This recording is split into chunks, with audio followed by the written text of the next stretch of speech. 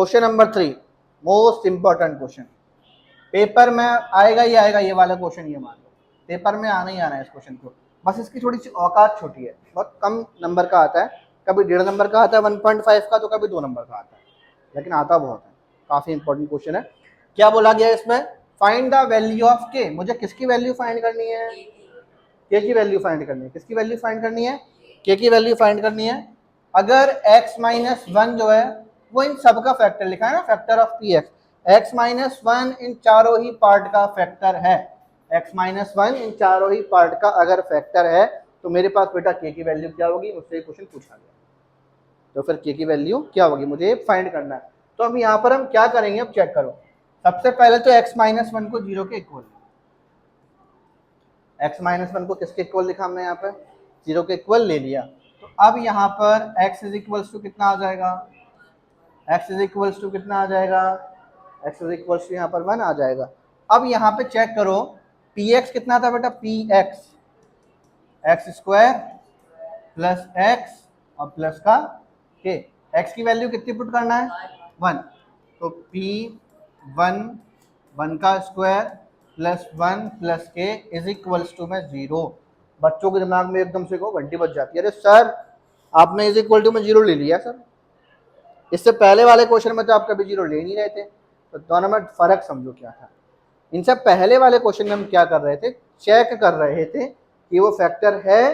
या फिर नहीं है, लेकिन बेटा इस क्वेश्चन में फैक्टर बोला गया,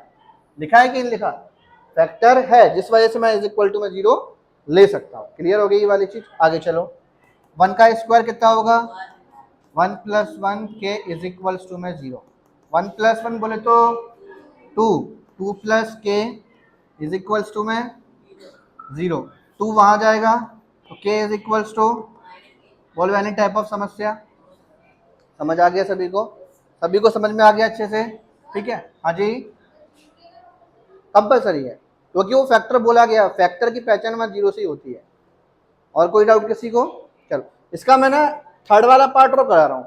थर्ड वाले पार्ट में क्या होता है, बच्चे क्या रूट को देखकर आ जाइए मचाया, अरे सर हम कैसे करेंगे, ऐसे करेंगे जैसे मैं कराने वाला हूँ। हम यहाँ पे थर्ड वाला पार्ट लेते हैं इसका। थर्ड वाले पार्ट में क्या लिखा हुआ है, in third part px is equals to kx square minus under root 2x plus 1, ये लिखा है यहाँ पर, kx square minus under root 2x plus 1, ये लिखा हुआ है। यहाँ पर बेटा देखो ध्यान से, हमारे पास x-1 फैक्टर तो बोला गया है, इज इक्वल्स टू में 0 लोगे, फिर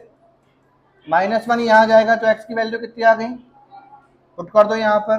तो देयरफॉर p1 के